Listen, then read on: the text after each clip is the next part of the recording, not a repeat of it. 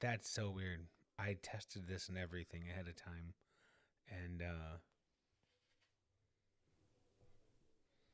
yeah. So let me know if you guys can hear me now and if you want the volume up.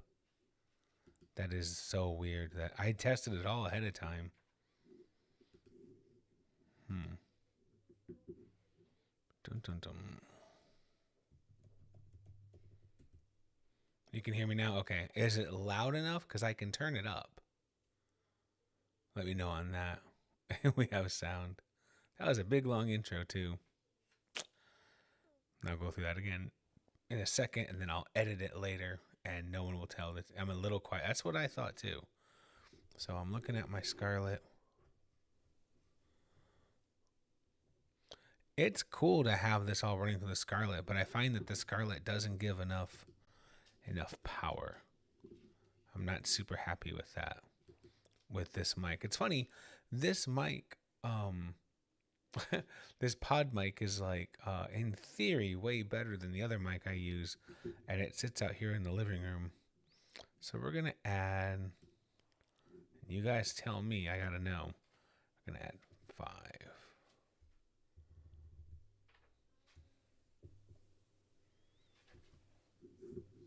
How's this? Is oh wow, that punches up a lot. Is that enough or no? Because I put I could probably go higher.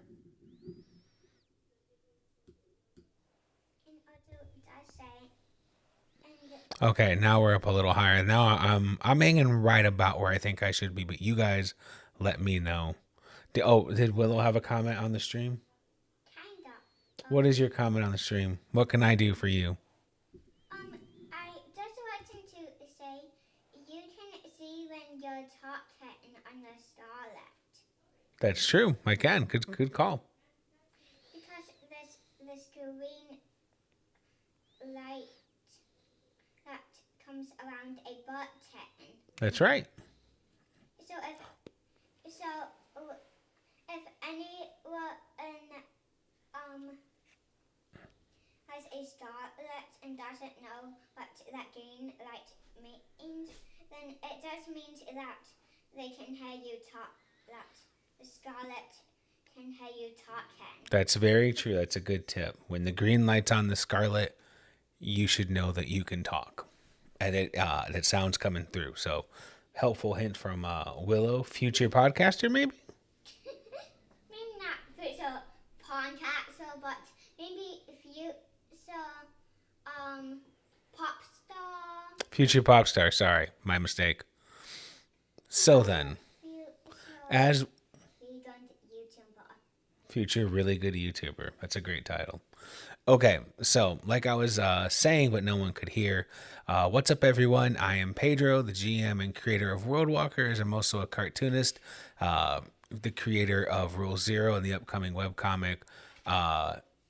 So now what? And today I want to kind of talk a bit about DMing. So I think that there's a lot of little things that someone can do. It's okay. There's a lot of things that people can do to kind of set themselves up for failure before they ever get started. And I have always been nervous about making this kind of video because I'm like, who am I to tell people how to do anything? But I'm going to give this a shot because I feel that this could be some pretty helpful advice. I think that the number one thing you can do to make yourself a better DM is to work on your confidence, because at the heart of every question that somebody posts on Twitter or throws out there to other GMs, it's basically saying, I don't have the confidence for X. Can you help me get some confidence? Like, getting the answer doesn't always help if you don't let it build some confidence within you. And so I think that this issue comes up a lot with me, and I wanted to tackle at least this one. And then if people have questions, throw them out there because like I said before, and no one heard because the sound was off. I want this to kind of be a conversation. Like, let's get into it. Let's figure things out. And especially if you have a question about something that I can help you with, like throw it in the chat. Let's get to it. But to start, like I said, I want to talk about one of the biggest things I think you can do to undermine your own confidence. And this is like one of the big things for me. I do this all the time. And it's try to figure out what you want before you move forward with any kind of real GMing plan. So this is what happens with me a lot. I sit down and it's time to start up a new game.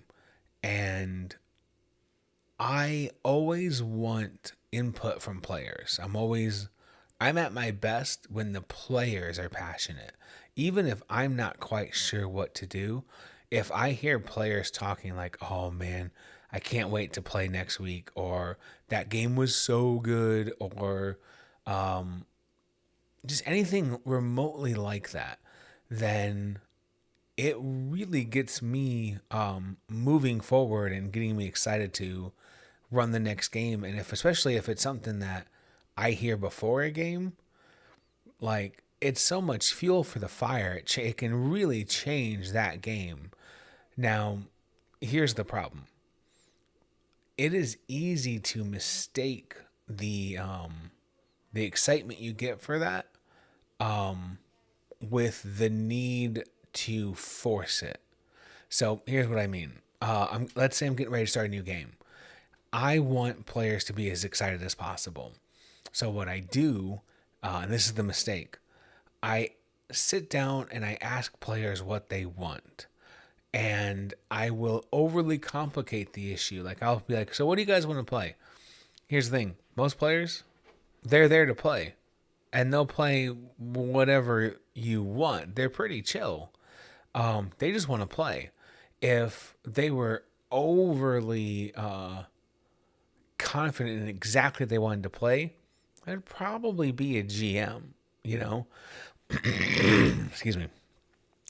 So, what I will end up doing is I'll get really nervous and I'll start to kind of doubt what I want, and that'll start just nicking and gnawing at my confidence, and then I go overboard with it. So this is what actually happened in a previous game. We had wrapped up and I had no idea what I wanted to run, and I was nervous, and I was like, I'm gonna come up with something that nobody wants, you know. So what do? So I ended up creating like this big elaborate multi-point system to find out what players wanted. So I was like, okay, here are all the systems we have. So go ahead and vote for what you want, but then put your second, third choice in there as well. And then I took all that together, and then I said, here are all the ideas that I've had for a campaign in the last, I didn't tell them how long, but the last year. Go ahead and pick these things out too, and let me know which ones that we want to do. And it was just like so overly complex, and most people just, like I said, kind of do what they want to do. And they ended up, all the votes came in, and I sat down and I looked at something that was, democratically elected, as let's say, right? And it was kind of for me, because I didn't have the confidence of what game I was going to run next. I looked at them all and I was like, yeah, that's a series of votes, you know? Oh, we had a bit of a glitch there, it looked like. I don't know what happened. I'm trying this setup for the first time ever. I've never run this system. We're on Wi-Fi, so we're gonna see what happens. But yeah, I had a series of choices. We got to see what was the overall wishes of the group, but because it was like a multi-point system and all this stuff, it ended up being like, I don't know, kind of a series of safe choices. And because it wasn't what I picked, because I didn't go ahead and make my own decisions ahead of time, I just looked at it and I was like, I guess that's what we're going to do. And that's just not a good way. For me, this isn't my own advice. It's not a good way to run your system or to run your next campaign based on a series of safe choices. You should be running the game that gets you the most excited, the game that you can't keep your mind off of, right? So here's my advice, because like, sure, it's great to go ahead and talk and talk and talk about what went wrong, but it's way more important to hear what you can do about it. So here's what I decided to do. I sat down. Okay, real talk. This is I spout off a lot of ideas, and it can eventually drive my spouse Jess crazy. So they helped me by telling me how to like get myself organized, and then basically this is the system. For those that don't know, my podcast that I've been running, World Walkers, is shutting down. We're at the end of the story. It's a really good place to stop. It doesn't mean that I'm not making more podcasts. It doesn't. I'd put in my update recently, if you like podcasts and you like World Walkers, stick around. That's a not so vague update, but World Walkers, the podcast itself, is wrapping up. And so I want to figure out what I'm doing next. I get way too many ideas. I need time to let it like sit for a second. And part of the reason that I'm doing this big move away from the podcast for a bit is because I want to give myself time to work on the other things that I care about, like streaming right now, or my comic. Well, taking care of you is always on the list. We didn't change the list. It's not like I'm taking you out of your cage and letting you run around for a bit now that the podcast is wrapping up. You're never leaving the cage. I'm joking. So all that to say, I don't even know what I was talking about. Yeah, Willow. No, I don't remember what I was saying. So all that to say that I I start thinking of things too much, and then I get passionate about them, and then I don't get to do them, and then I forget and stuff like that. So here's what Jess helped me figure out what to do, uh, and I think Jess did it for a different reason, but it's actually a really good. I think it's a really good tip on how to make your next game be really good. Here's what's up. Jess told me, instead of like spending a bunch of time working on different campaign ideas and then letting them sizzle out, because I'm someone who works off of passion and excitement, Jess said, stop. You're only allowed to write one sentence. Get your idea out, write it. What's up, James? What's going on, man? You're only allowed to work on an idea in a one sentence format. Stop spending all this time working on an idea. The whole point is to relax and work on your other things, right? So open up a Google Doc. When you have an idea, write it in one sentence and then leave it alone. Okay? That's very hard for me. As you can tell, I like to talk. I like to write. I like to develop, especially. So that was pretty hard. I sat down and I wrote down an idea, and I was like, that's pretty good. But then the next day I looked at it and I was like, is it good though? Like, the idea was spicy, but where would I go past that one sentence? Then I wrote throughout the day. I started writing more and more ideas. The next couple of days, I'm adding stuff to the list. And I noticed something. There's one idea on there that I keep getting excited about. And I want to add more to it, but I gotta follow the rules. I can only have one sentence. that restriction, that limitation, has actually kind of helped me boil. That's a bad way to say it. It's that one idea is sitting there, kind of clawing at my brain. It wants me to look at it more, and I start thinking of more and more things I can add to it, but I can't. I'm not developing it. It's just that one sentence. But whenever I look at that document, that idea sticks out more than anything else. And so I'm turning that into advice for anyone else. Um, if you're in that predicament where you don't know what to run, do what I'm doing. Write down a one sentence pitch and then leave it alone. One of those ideas will be irresistible.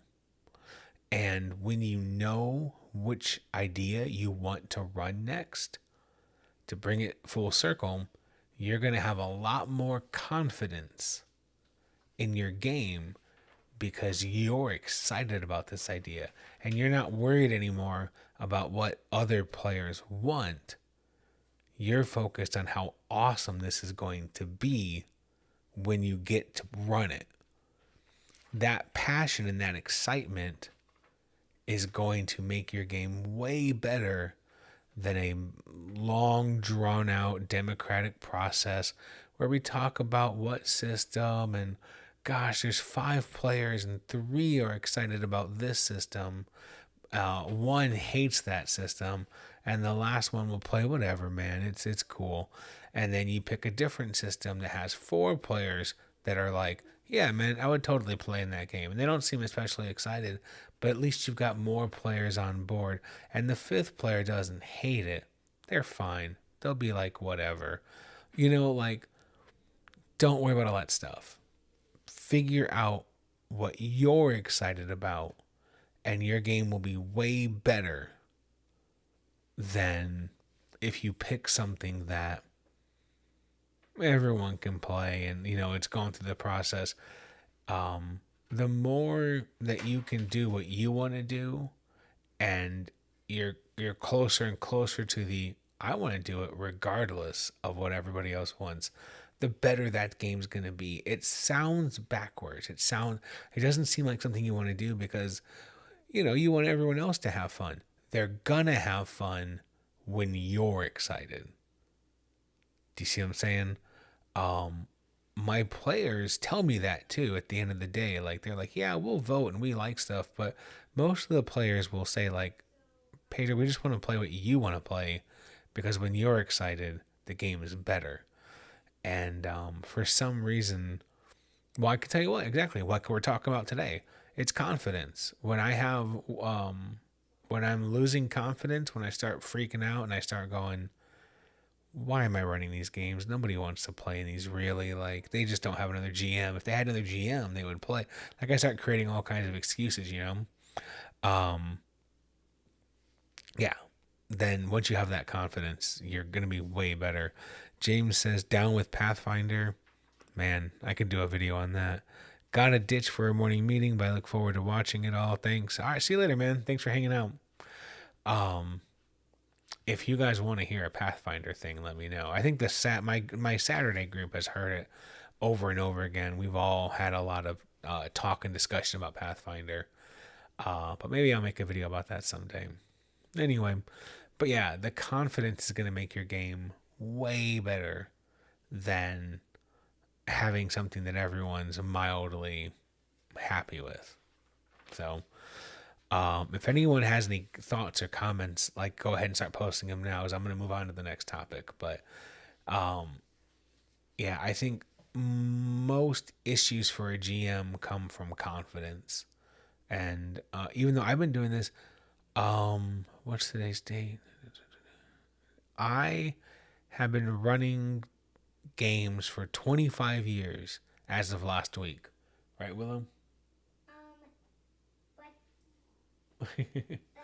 25 years, I believe it is.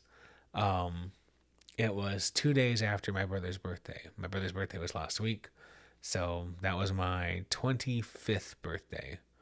So that's pretty crazy. So 25 years. But you said it was your block. Yeah, Frankie's birthday was last week. It was April 8th. And on April 10th, that's when I first started playing D&D. Oh. Yeah. But anyway. um, but yeah, the other thing I wanted to talk about is the best tip that I wish I did that I don't actually do. Yeah, the best tip that I wish I actually did. Um, when you're, so this is real quick. When you run your games, even as a player, I would give this tip as a player too. And it's really hard to do this tip, especially if you have a great table. But it's something that I stress that you should do if you're running games or even playing games. And I don't want to do it. I never do it. I know this is a good thing to do. When the game is done, take a few minutes and take some notes on what you think you're going to need to know for the next game. I never do it. Ever. Because I want to hang out. I want to talk. I want to talk about the game. I want to just live in that afterglow, if you will. That's like sometimes it's some of the it's not hopefully it's not the best part, but in a way it's kind of the best part of the game is when you get done with the game and everyone is excited about what happened or nervous about what's going to happen next or whatever. You want to be a part of that. Me especially because I'm like an entertainer. I want I'm not like a pure artist. A pure artist might be able to make something and they don't care if anyone sees it. I don't want everyone to see it. I want to feed off that energy. But the best thing that I could do is to stop and take a minute to take some notes because especially I do a decent amount of improv. I don't know how much I actually do, but I do. I'm not afraid to improv. If somebody wants to go somewhere and I didn't have any information for that, but maybe somebody will get into an area and there'll be 3 corridors and I'll get nervous in the last minute. I'll say 4 for whatever reason. Maybe I'm worried there's not enough space and this. I don't know why. I don't know what's in that 4th corridor. So then the players go explore the only area I didn't prep and I will improv some lore to throw in there. This 4th corridor, it happens to hold a painting, and this painting is of the owner of this castle, at least the former owner. This person that owned this castle, he was a duke, and he was infamous for having his portrait everywhere. And he only had one type of portrait, so when you see it, you immediately know that it's this person because you've seen this portrait recreated and placed all over the kingdom. Anytime you go into a building of any sort of prominence, you'd see this painting. What's different about this painting is that he has these different gemstones that are placed within the painting. I improved all that just now. I have no idea what the fuck I just said, and I'm gonna forget it. I'm going to forget it the next game. There were 2 emeralds, 2 sapphire, and 2 and I'll come 2 topaz, and then I'll come up with where they were and stuff like that. And I'll come up with a meaning for it too, like why these gemstones mattered. And the players would say, you know what? I think that's a trap. We're not going to mess with it, but maybe on our way out, we'll come back and we'll check it out. And I'm like, oh, cool. I'll stop improving. They'll get back to the places I actually prepped. But then a game session or 2 later, they're ready to leave. And they're like, you know what? We should check out that painting. And I'm like, what fucking painting?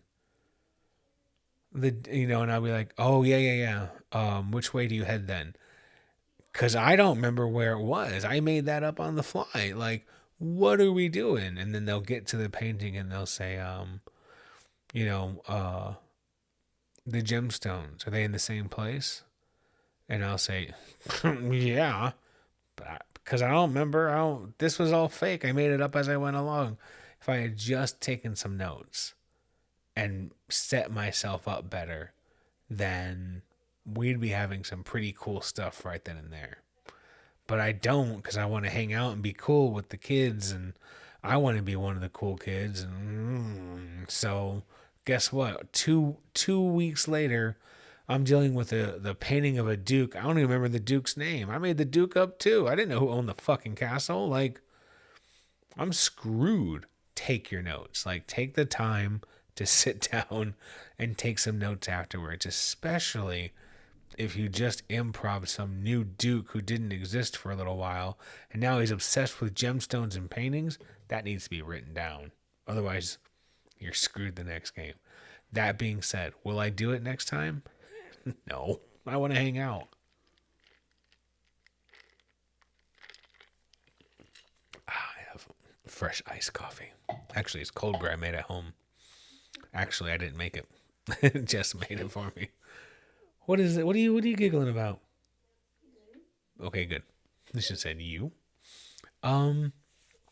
Yeah, so if anyone has any questions or comments about the stuff I've talked about so far, throw it at me, because these are the things that I kind of wanted to cover. I'm still trying to warm up, build up, and learn how I want to do these videos, and I kind of want to know what hits and what doesn't hit. Like,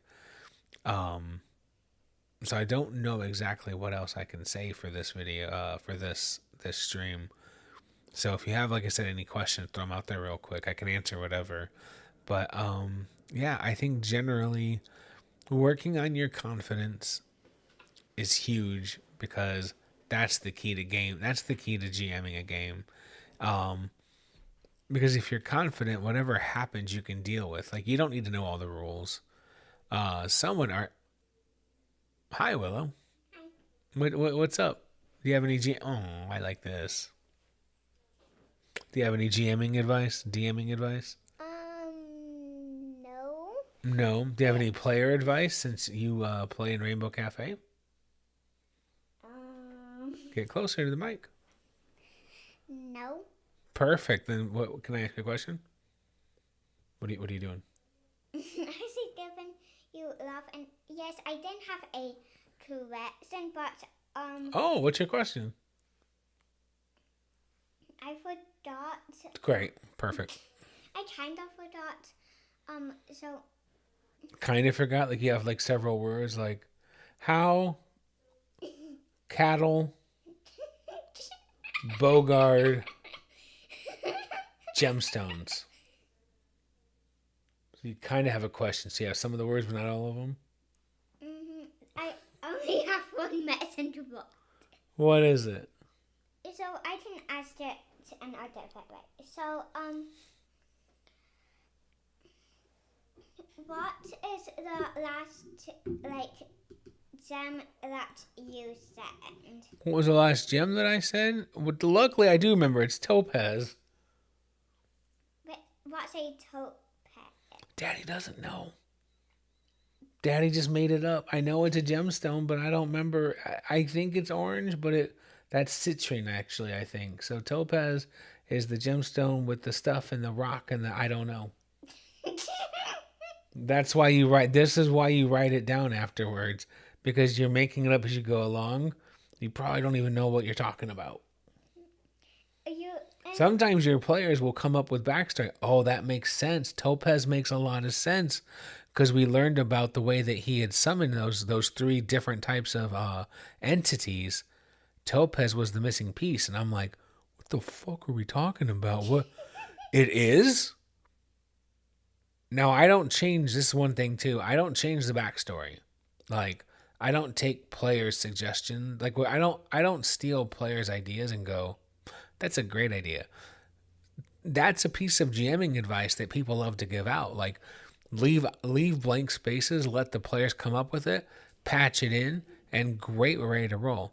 I don't like that, Because if I were the player and I found out the GM was just making it up, and basically like they didn't have answers to big questions, they were just like, whatever the players come up with is the right answer. I couldn't help but metagame that, and then it wouldn't be satisfying. I would be like, I can go find some other game. I want to beat it for real, not because I had a better idea than the GM. Like, that's why I GM. I think that I do have good ideas. And you do. Thanks, baby. We got a question coming in. Hold on a second. God, blah, blah, blah. Brian, what up, Brian? What do you think about having your players do the recap at the beginning of the session as a sneaky way of seeing what is important to your players and what hooks have grabbed them? I think it's a really, really good idea. I think it's like a really good way of getting a poll because, like you said, you can see what they're interested in, and then focusing on that because sometimes the game can go crazy, and if you have your players do the recap, I like all this love. If you have your players do the recap, they exactly what you're saying. Like you can find out what they actually are interested in, care about. It gets meta if the players know you're doing it because then they start. What if they start purposely recapping to control the narrative? That feels weird to me, but also they're telling you exactly what they care about. So is it bad? No. It just feels weird. I'm not used to it. But I think it's really smart. I do that. Generally, I do that. You know what's funny? I used to do it so that anyone watching or listening or the other players would get a nice, well-rounded bout of information that they could go, oh, I do remember that. Oh, yeah, and that wizard did this and this and this. Um, I don't, I kind of halfway don't want to do it anymore because we have one player who I think they're tired of summarizing. I don't know. They have managed, what they'll do is they'll compact the entire story and they'll say, we were in the desert, we moved forward, we found some snake people, dealt with them, and now we're at a temple with 4 statues. Like, I don't know if they're just tired of recapping or if they just want to get to playing so much that who boom, boom, boom, boom, boom. It's nice in that way that it gets us going. So that's cool. But they're no longer we don't get a lot of information anymore. So like that system doesn't it's Cliff Notes essentially. That system doesn't work anymore in my games in the majority of my games because there's not enough of a recap to figure out what players actually like because the player that does this is skin and bones. Like they just bring it down to the absolute minimum and we move on. So yeah, I don't know. It's also weird because everything that I do is on podcast or video. So one of the ways that players can catch back up is to just go back and watch or listen.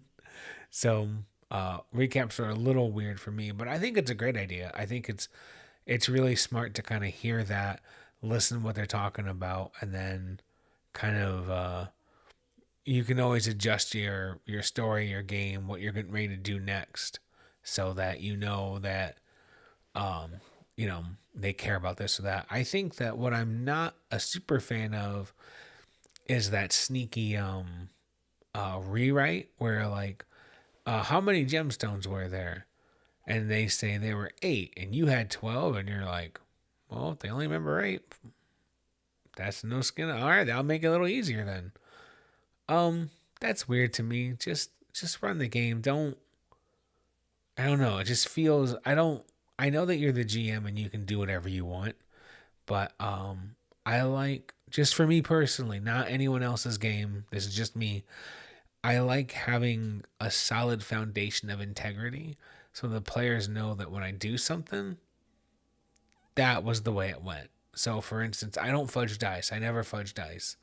And so when something bad happens, I don't ever feel like the players are worried about whether or not that was a legit roll.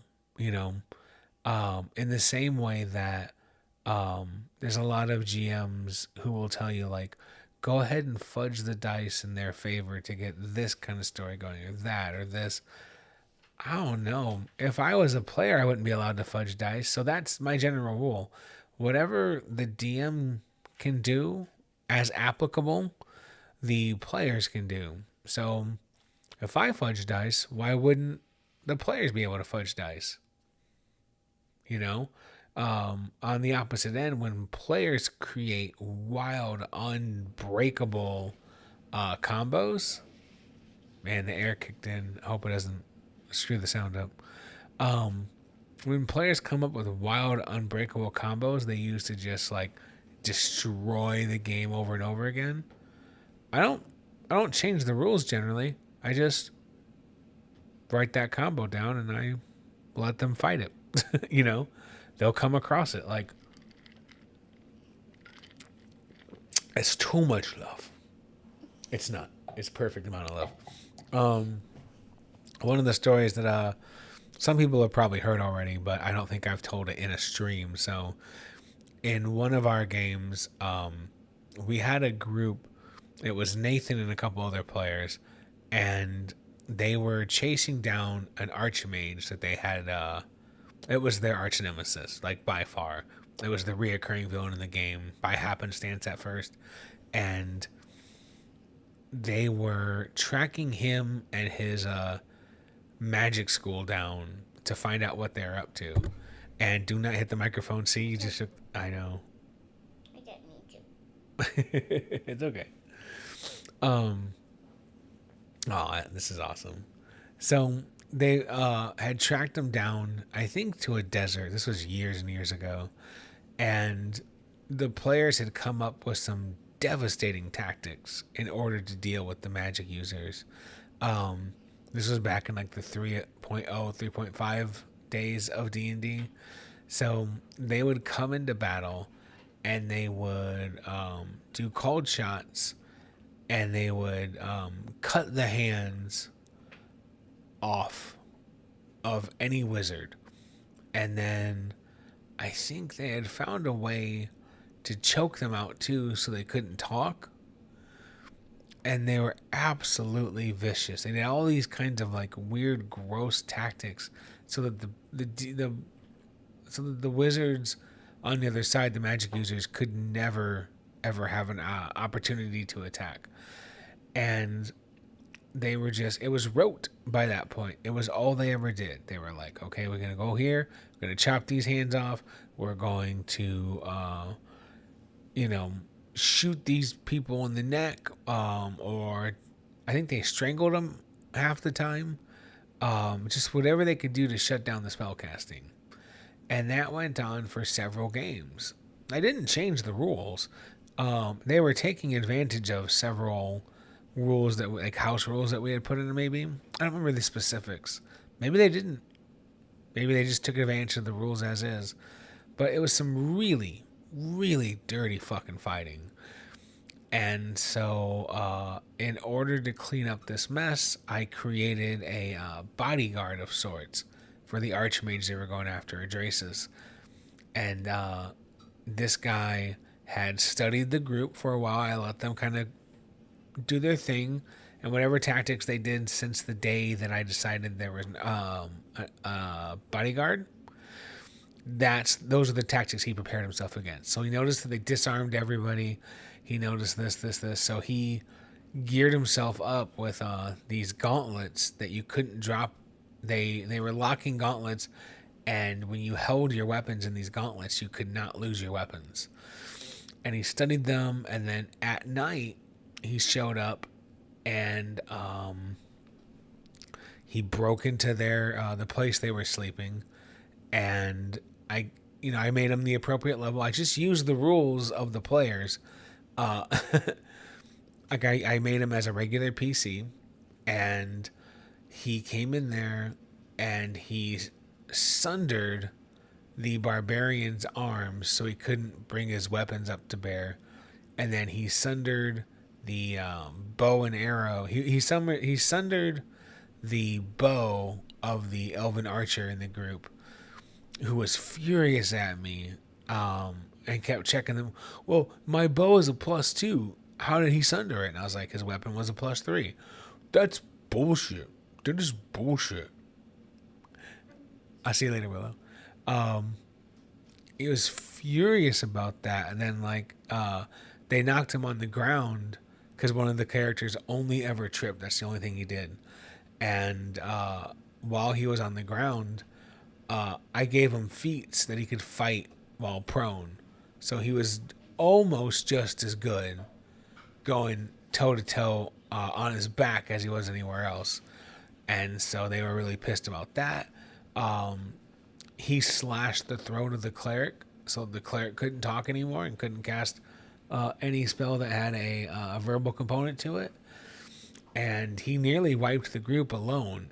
They put him in a corner and they almost got him, so he had to escape because that was a villain that, your bad guys can run away. Like if a battle's going on too long, just have them run away. Like if the battle's getting uninterested or uninteresting, have those people run away. Like no one wants to fight to their death unless they're players. Players will never run away, as far as I can see it. It would be very difficult for me to come up with more than 5 times a group of players decided we gotta go. Even when they're all down, they're like, no, we got this. Or they'll be like, I think we're gonna wipe, but there's only there's only 2 of you left. There were 6. But anyway, so he just went to town on them and ripped them apart. I think I might have thrown myself off of my original point, so forgive me. I can just help you. Yeah. Trying to slowly open something so it doesn't appear on the stream is way worse than just opening it. Anyway, let's see. Brian, oh my, so vicious. I like that a lot, though. The players are consistently choosing their means of engagement in combat, so having a villain take that away is really great. Yeah, it worked really well because they stopped doing it. They got their butts handed to them by the NPC named Nemos, and so they were like, nope. And we had this kind of unspoken truce in that regard. Like, you can do whatever you want, but if you're gonna high bar cheese it, if you're gonna break it so much that this is BS. Like we all know that this is dumb, right? Then if it goes on too long, I'll let you do it, but I'll put you against those same tactics and we'll see if it's fun, and then it's have to make a choice. Like you can do it, you can still do it, but the enemy might see those tactics as valid and do them as well. That's the kind of weird thing about a game like D&D is that everyone is supposed to run on the same level. If you're going through the storyline, whatever enemies you face, they'll probably be on your level, right? There's an encounter system, and we use the points to figure out this and that and this and this.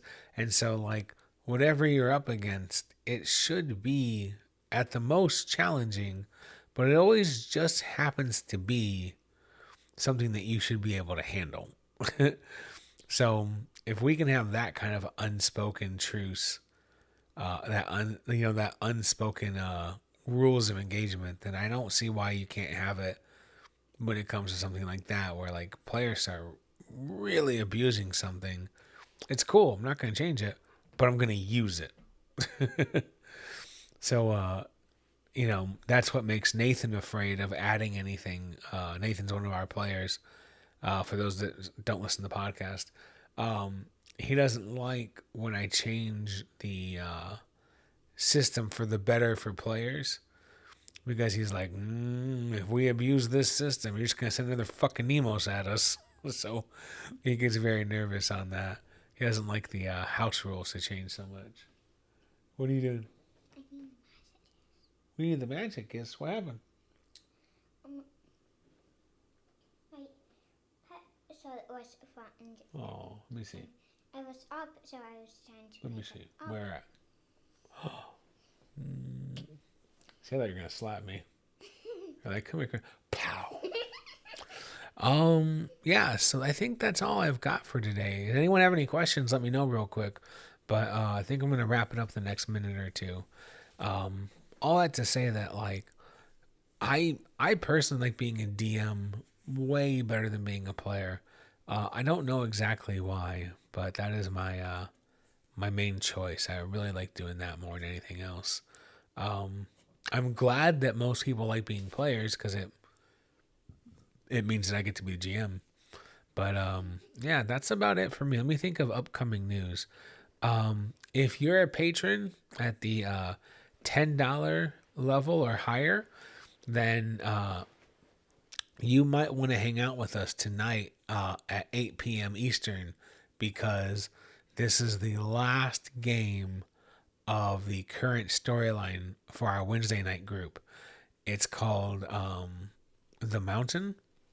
And they, at some point in their story, it went real sideways because they became undead and they found out they had a choice. They could journey north and try to find a cure, or they could journey south and take out the creature that has been leaving behind these death traps and curses all along the mountain that they live on.